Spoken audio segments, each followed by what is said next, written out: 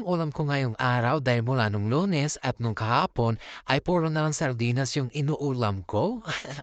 At pagbentang naman ay hindi ako nakakain ng madami. Madalang ako bumili dito dahil medyo pricey siya pero ngayon parang bet kong ulamin to kahit medyo pangal ay okay lang. Kung makakain naman ako ng marami, di ba? Hindi ko alam kung anong tawag dito or pintang pa ba to kasi iba't ibang klase yung karne niya pero iisa yung lasa niya. Masarap naman siya kasi kapag ito yung ulam ko ay nakakakain ako ng marami. At dito kapag bibili ka ay tatanayin kanila kung ipapachop mo ba. Kaya ayan pinachop ko na. 170 NT pala lahat yan. Medyo madami na rin. Aabot na yan siguro sa 3 araw kung uulamin. Haha, charot lang.